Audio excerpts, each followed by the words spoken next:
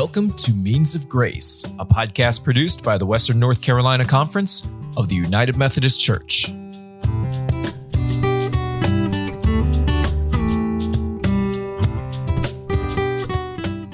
Welcome to the Means of Grace podcast. I am Kim Ingram, the Director of Ministerial Services for the Western North Carolina Conference of the United Methodist Church.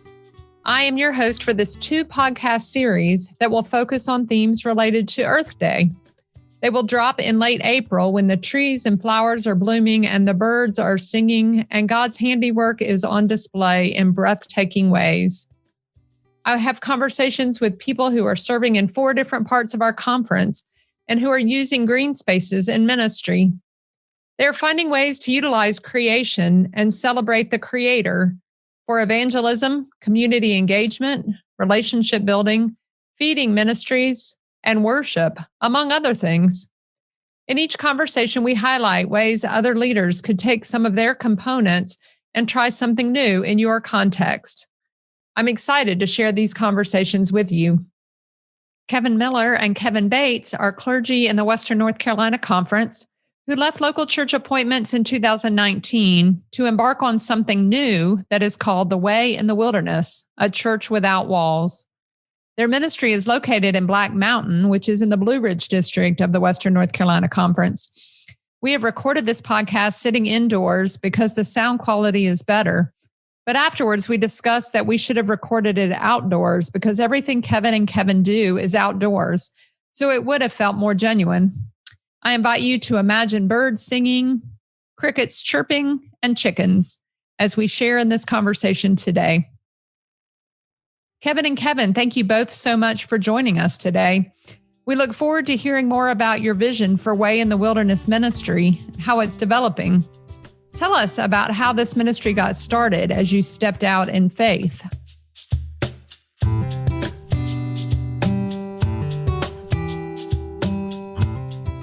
Yeah, so with Way in the Wilderness, we were really beginning to feel this call to a larger idea of a beloved community that included not just people, but also included the entire creation.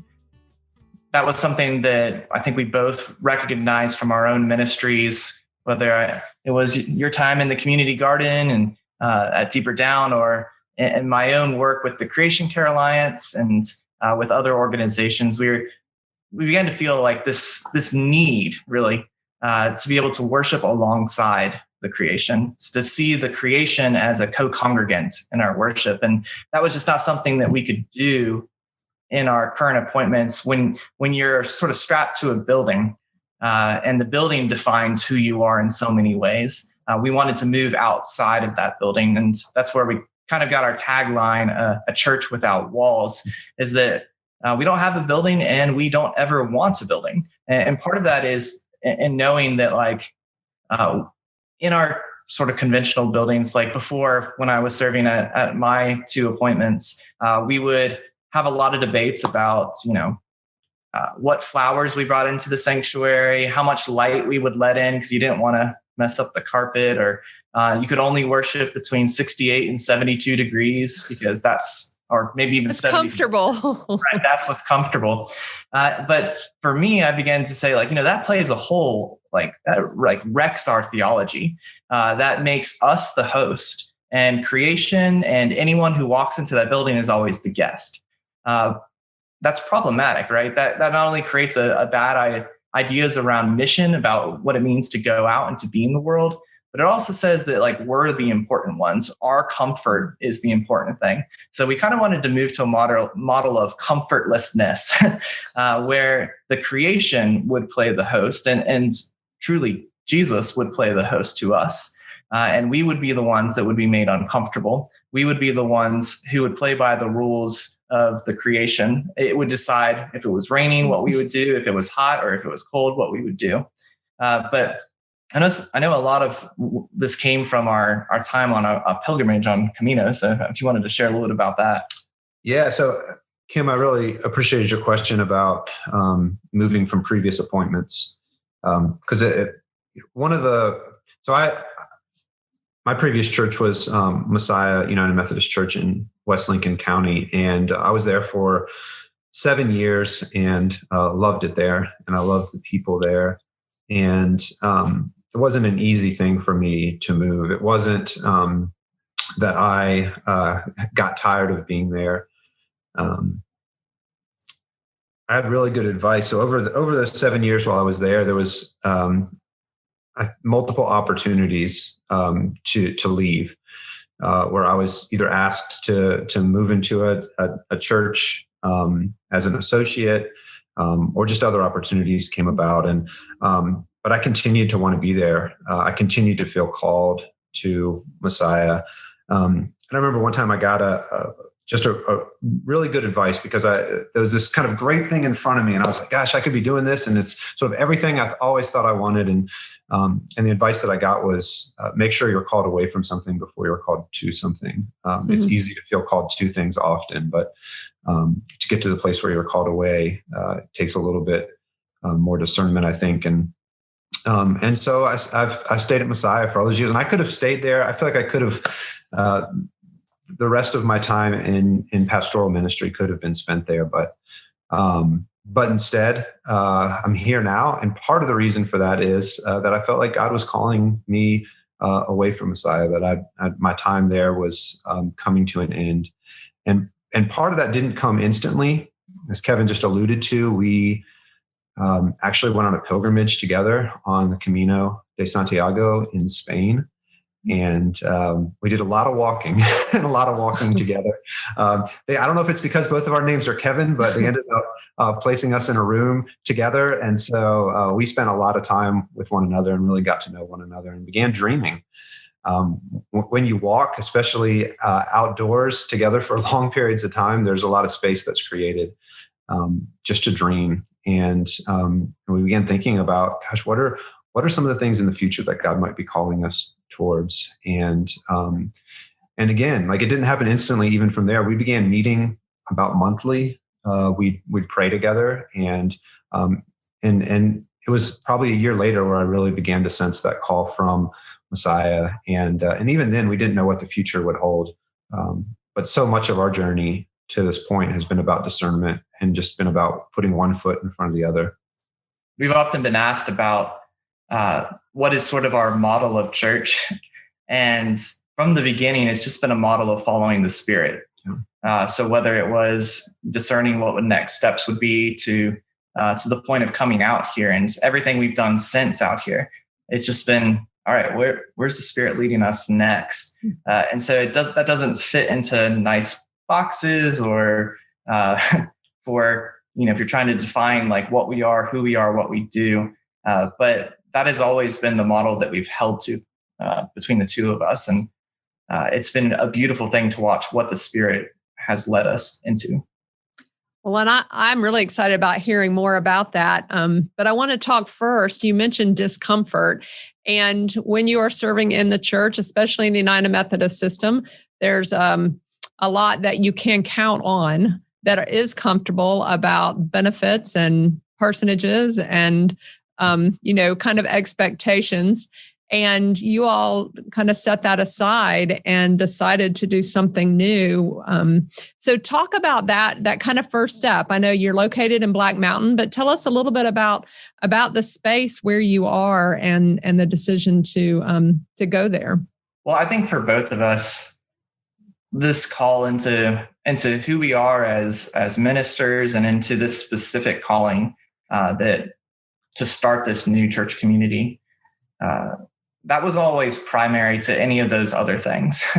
When it came to benefit salary, we always just said, like, that's not something that's necessarily important to us. And if we could just somehow figure out the minimum of everything, the minimum salary and whatnot, that we wanted to shift our focus in what we do so that we could open up, these possibilities. And one of the things that even we both saw in our, if you look at any budget, for any church, any United Methodist church, my previous church, for instance, about 80 to 85% of the budget was the church building and the pastor's salary. Mm-hmm.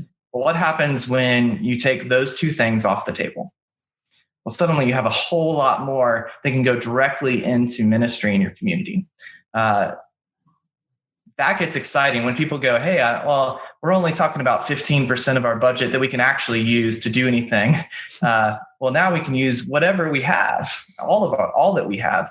And so for us, there was something exciting about that. How can we make that a possibility? And of course, you look towards Paul's tent making model. You look towards the fact that I think of like the tabernacle was constantly on the move. It was something that was erected for a time and then moved to somewhere else. We kind of have a model, at least right now in the United Methodist Church, that is very much focused on like a temple. There's a place that we go, there's a building that we have, and everything revolves around it. Well, sometimes, we know that the Spirit of God moves in front of that and says, get up and go. And so we need to be able to break down that temple into more of the tabernacle that's on the move. So that was a little bit of our thoughts to how we wanted to start some of this. But then there's also the specific part about this community.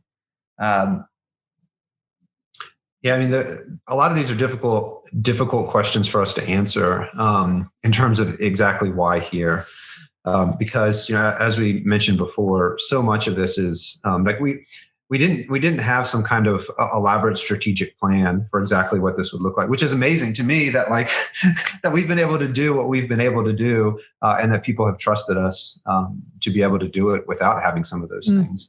A lot of again, Kevin mentioned Paul. So much of, so I think about Paul's missionary journeys, and the Holy Spirit, says the Spirit of Christ stopped Paul from entering into Asia. And then he had a vision of a man from Macedonia that he was called to go and to speak to. And so much of our journey feels a lot like that, where we Kevin and I would meet in different locations early on and just pray in those locations. And there was times where we felt like this is not the place, and other times where we just really recognized God saying like, there's something I want to do here and I want you to be a part of it.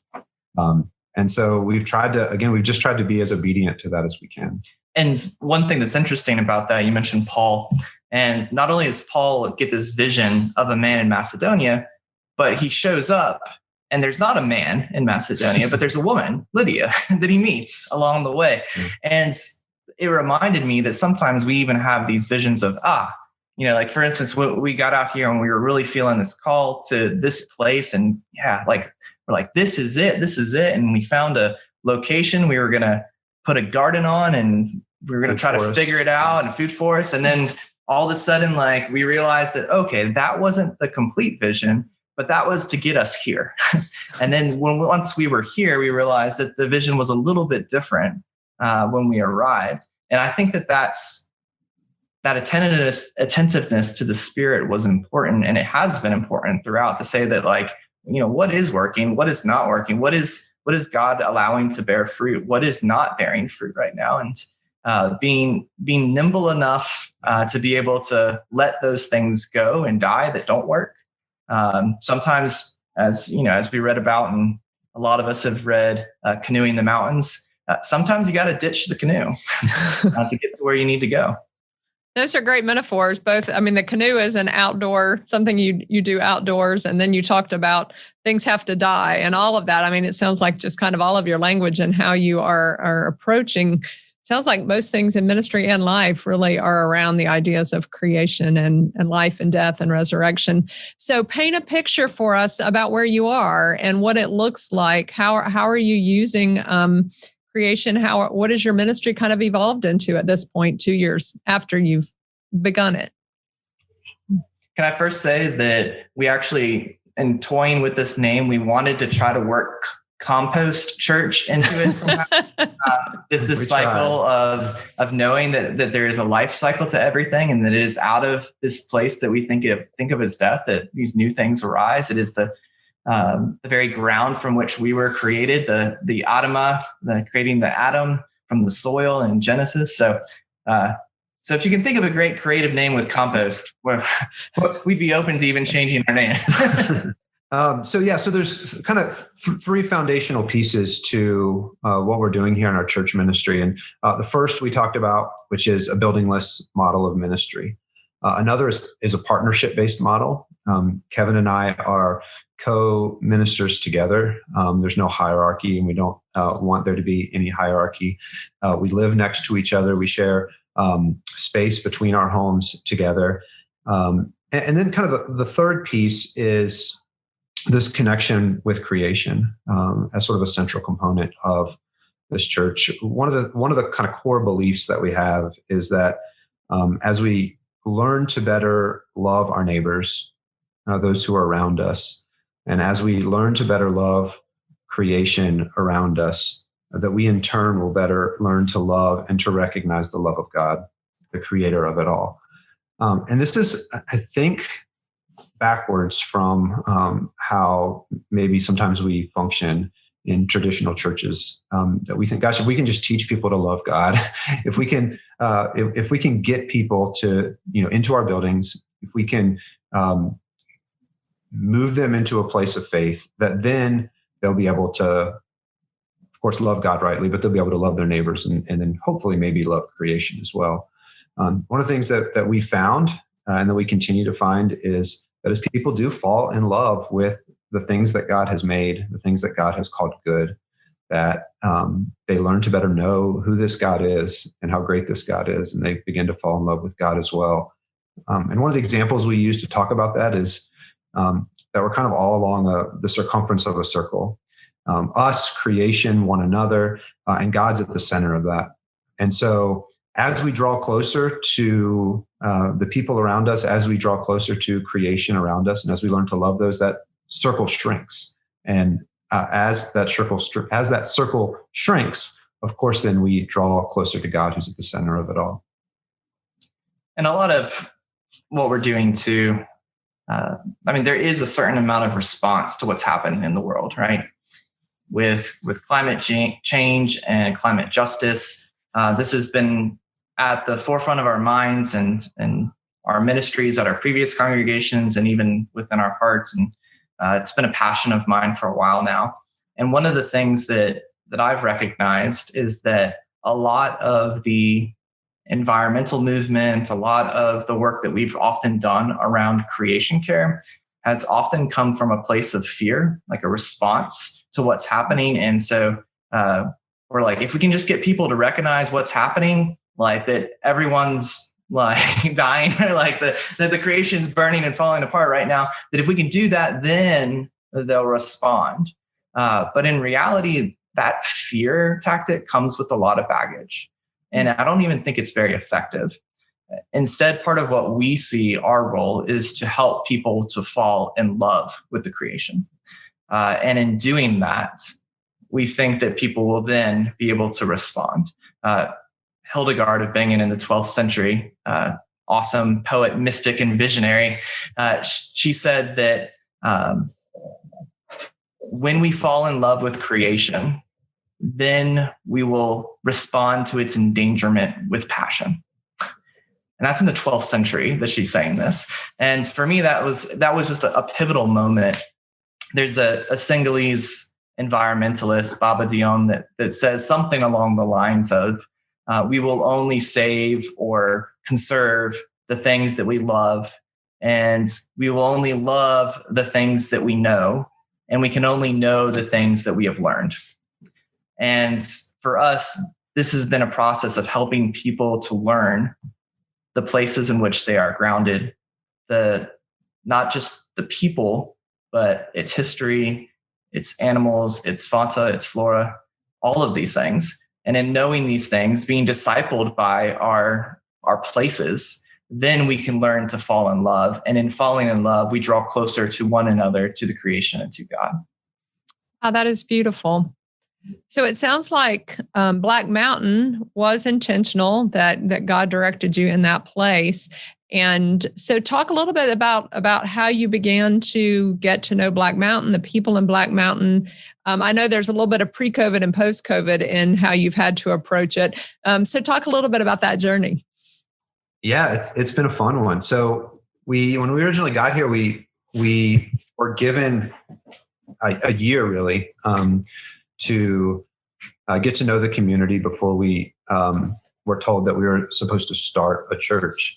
And that motto may work in more of a traditional setting, where you're having to establish, again, where a certain place, a certain building, you need to get the word out, you need to do your postcards, whatever it is.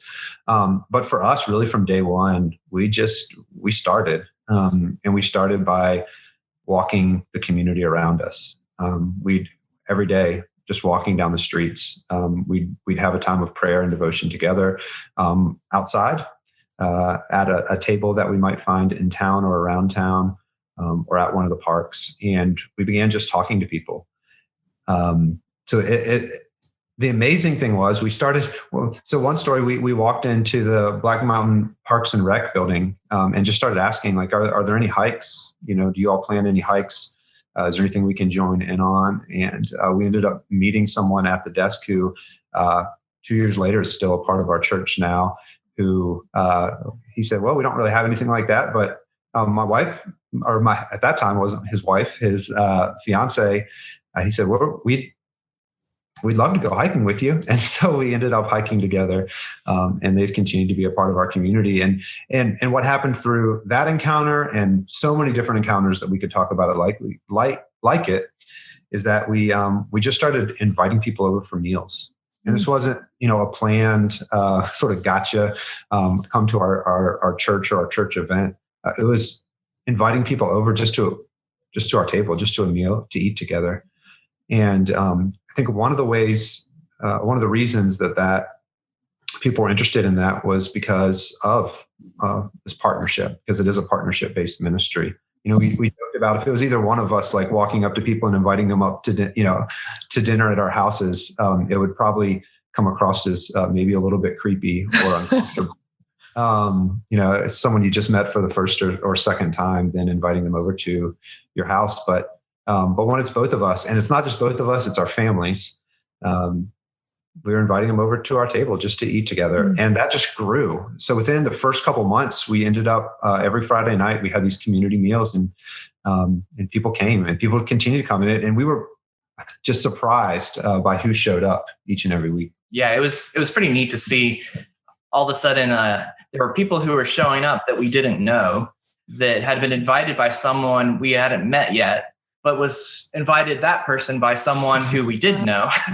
And so people would be showing up, and they're like, we heard about this from this person, and wanted to come eat with y'all. And these meals just became a space in which they became like a little potluck that we would do in the space between our houses, which at that time was just some camp chairs that we kind of set up between our houses. And, we had a folding table. We had a folding table, and that was it. We didn't have the fire pit yet. Yeah. But as the time progressed, and we're like, we're going to need fire pits because it's starting to get cold outside, and Christmas started coming along, and the space began to change and evolve into a more hospitable space for one another as we gathered. But I like what Kevin said at the beginning, and I want to make sure this is known, is that it is truly a blessing that whenever you're sent to any appointment. I remember being sent to my first appointment, and the first thing I was told to do was get to know the people in your church community. So get to know all the families. Go find the matriarch of your church and make sure you do a visit. What if we changed that around and instead said, for the first 2 weeks, get your feet on the ground and get to know your community first? It's amazing how us walking around this community, we can't walk anywhere in Black Mountain without someone going, hey, it's the Kevins. It's because they know us as the Kevins, and they knew us first as people. First as people who are willing to be present, who wanted to get to know people just because people have worth, and people are worth getting to know. So we would show up in all sort of strange ways. We'd be walking. I remember walking one time and hiding kind of underneath an overhang because it was pouring down rain, and someone at the local bookstore saw us and said, Kevins, come help us. And we ran into the bookstore, and they were having flooding that was happening and dripping all over the books. And then they just threw us a rag and said, start drying. But that was within maybe 3-4 months of being here. We were that well known in the community. And that was because, to get to know your community, you really do. I think walking is one of the most amazing ways to do it. And so that always became like when we say like, what's our strategy for getting people? Well, there isn't, because people are worth getting to know just because they're worth getting to know. Whether they ever come to a dinner or a worship service but it's part of the community where you live and who you are. And you can't, I mean, in our book, you can't become a friend with someone until you've eaten with them. And so sharing meals was our way of making friends. So you mentioned a pilgrimage. Can you tell us a little bit more about that? Yeah. So going back to this idea of learning your location and falling in love with your location so that you can better respond and be grounded into it. One of the things we did was we're both currently in a Doctor of Ministry program at Duke, and where in one of our classes, we actually were asked to create a project that was about holistic health and healing, that was about food and grounding in your sense of place. And so the project that we created and have been in the process of creating is a pilgrimage that will take us through the entirety of our watershed. So the upper Swannanoa River watershed, which includes Black Mountain and Montreat.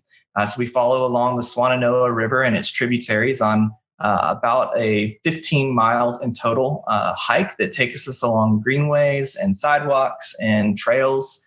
And at each place along the way, there's places that we can stop that are places that sort of lean into an ethic of caring for people or for the creation. Or so, for instance, we stop by a local brewery that is local beer, local arts, and local desserts. And they're not only are they just providing these things, but they're also highlighting some of the local talent. And so we stop into a place like that, and we have St. Brigid's Toast that we do while we're there that talks about being gathered together with the King of Kings and sharing a lake of beer throughout all of eternity. But we also have other places where we stop by, for instance, a treasured tree that's part of the Swannanoa Tree Alliance.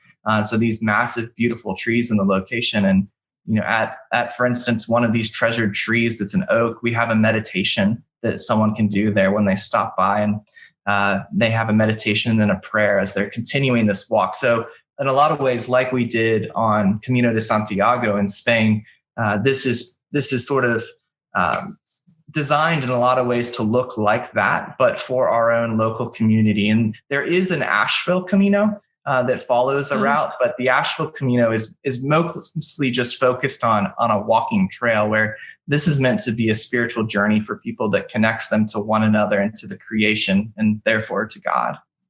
So how might people connect to this pilgrimage? It's a work in progress.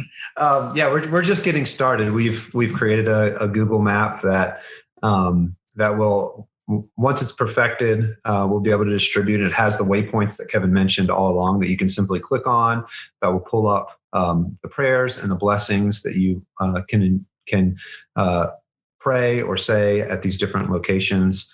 We even hope to eventually get to the point where we have a passport book, like you would on the Camino, with stamps, and some of the local places in the community will provide stamps that then, as you stop, it's stamped, and maybe even receive a certificate in the end. And our homes and the area between our homes is along the path, and so our hope is that this is also a place where people can stop in, and that we can offer a pilgrim's blessing to them, and maybe some food as well along their journey. And we are a Monarch Way station here at our houses. We've created 2 Monarch Way stations. So that's another reason why we brought people along beside to come to our houses here. Yeah, Monarch butterflies. Monarch butterflies, yes. Wow. So one thing we haven't really talked about is that we have, over the last couple of years, and as between our homes and Way We Didn't Envision has become a gathering place. We are forming the area around our homes into sort of a demonstration plot of all that can be done in even small spaces. And so we have we have a patio now. We've planted about every fruit tree you can imagine, about every berry you can imagine, ones you've never heard of before. We have a cottage garden. We have my part of the garden is a permaculture garden. We do worm composting, so we have thousands of pet worms. We have chickens now, like I said, and this is all in a fairly small space. We have very small lots, but we wanted this to be, again, like a demonstration place, a demonstration plot that as folks gather, they're gathering within the beauty of creation, and they're learning maybe some ways, some things that they can do in their own homes. We've had folks come out, and it's been really exciting because they see things like, how do you do that? Or how can I plant that? Or how can I make my house do this? Or maybe I want to get chickens. And we're able to hopefully feed into some of that excitement and help people. Yeah, and that language of demonstration plot comes from Clarence Jordan's Koinonia Farm, and the idea that we can both demonstrate or protest against the way things are. So against the way our food systems are, or against the way that we treat animals like chickens, for instance, or treat the creation. But it's also a demonstration of the way things can be. In the kingdom of God, this is what right relationship with land and soil and animals and plants can look like. And so we're trying to learn. I mean, right now we're learning what that means and what that looks like each day. As we are coming out of COVID, what is your vision for Way in the Wilderness moving forward? Yeah, this is something that we've had a lot of. Obviously, everyone's having these conversations. For us, we've been able, throughout the pandemic, one of the funny things is we never imagined that a church without walls would mean a church that met online. And that's just like not in our wheelhouse or in our like imagining. Our initial thoughts were not. Yeah, that was not our plan or our dream. But in a lot of ways, a community has formed. That we had a community that was kind of here, and then we've had this other community that's also formed as we started a year ago worshiping on Google Meet. So we have an opportunity for people who are part of our worshiping community to engage and interact throughout the service through sharing of our prayers, to singing together, to reading scripture. And it's always wonderful. Garden blessings. Yeah. So it's always wonderful to hear like one of our younger members, 7 years old, who's reading the scripture for us and like always volunteering to read it and to hear her voice online. And so that has been something that, we've been like, well, we showed up and then God just formed this community. So here's part of the community that we are called to be faithful and pastor. And so there's certainly that we're wondering what that'll look like coming out of the pandemic. The interesting thing about moving to online spaces, the way that even originated, again, was us just trying to discern the moment and the way God was working in that moment. So we were gathering every single week with folks outside between our homes, sharing these meals together. We'd have kind of a toast and a small blessing or prayer, but it wasn't really what you would consider like a full worship service by any means. It was just sharing a meal together. And once this happened and we weren't able to do that, we'd become friends, and folks started even asking us, like, is there a way that we can get together just online, just to catch up, that we can talk about kind of some of the struggles that we're having, and some of the pain and difficulty of COVID and what's going on, and trying to make sense of what's happening in the world. And so we were asked to begin this sort of online worshiping community, and so we've now been doing it every week for the past year, and both folks in this local community, folks outside of this local, in multiple states now, folks who are living here, who moved, who now continue to see us and this community being their church. And there's something really beautiful. It's interestingly enough, it's church without walls, but not quite the vision you originally had for that. Right, it's very, very different. Now, and even in saying that, though, I'm reminded that at the very beginning, when we were first getting together with this family that hiked, one of them actually said, "You're pastors. Can you do communion?" And so we're like, "Yeah, we can."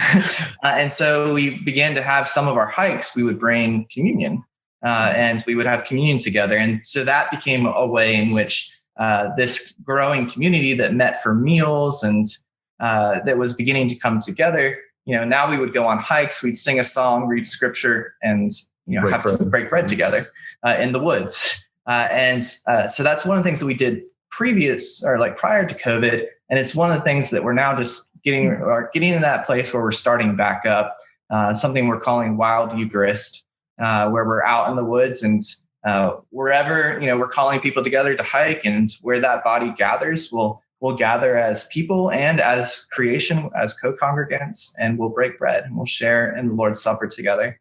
And that's something that we do. And as we're moving out of the pandemic, we also met throughout the pandemic outside at the Black Mountain Children's Home. And we would, in that outside space, we would gather together, separated, socially distanced from one another with masks on. And we actually stopped that at the winter solstice because, it gets cold. And that's a lesson we learned our first year, is that you can only take so much cold before you have to adapt and change what you're doing. And then with the spring equinox and with the Easter resurrection, now we're moving back outside once again. And so as we're moving out of the pandemic, those are the things that we're imagining we're doing, but we're also trying to figure out what it might look like to eat together again. And are these possibilities as people get vaccinated? So kind of building on what the ministry has been in the first 2 years to vision what the ministry will be moving forward. Absolutely. And it doesn't sound like you have to be in the mountains to be able to do much of what you're talking about, and really being able to gather and appreciate God's creation, both in human form and in nature. It may be prettier some days in the mountains, but it's not the only place that it exists. Well, and that's something that we've learned too, that not every bit of the creation is easy to love. Same with humans, right? Same with people. Some people are easier to love than others. But that's taught us something about who we are and who we're called to be as the body of Christ in this world. Jesus didn't just love the people that loved him back, or the people that were easy to love. You're outside long enough with mosquitoes and you realize, all creation isn't exactly the same and how easy it is to love. But it all fits together in one big ecosystem, and you can learn to appreciate it. Absolutely. Yeah, and you learn to adapt. That's one thing we're continuing to do, is to learn how to adapt to the seasons, which has actually been sort of an exciting piece of the ministry up here. So again, we get to kind of discern and even experiment and try things and be okay with failure, what doesn't work, and celebrate our successes. And so like one of the things we hope to do is that time between winter solstice and spring equinox in future years to be sort of a time where maybe we break from gathering in person in some of the ways that we have the rest of the year in terms of worshiping, whether it's at the Black Mountain Home for Children or some of the parks or local areas, and instead focus on works of mercy, ways that we can be engaged in the community, visiting, volunteering. And so, church can look different and worship can look different. And so if we can, and the exciting thing about that is, just like hopefully starting back meals again here soon, it builds excitement for what's next. We don't get into this kind of routine into a rut. Yeah, I love that. Yeah, we show up on, our church is just showing up on Sunday morning at the same time every single week, week in and week out. But maybe there's some differences, and maybe the seasons can teach us some of that. Thank you all both so much for the time that you've spent today, and really giving us some insight into ways that leaders and churches and ministries can be present in the world. So we really appreciate it. Yeah, thank you, Ken. Yeah, thanks for having us.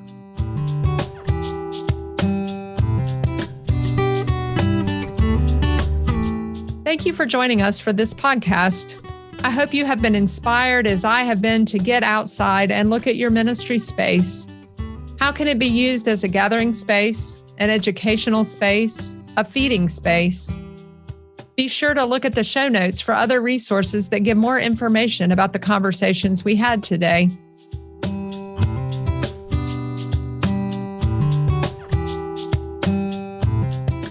Thank you for listening to Means of Grace, a podcast produced by the Western North Carolina Conference of the United Methodist Church.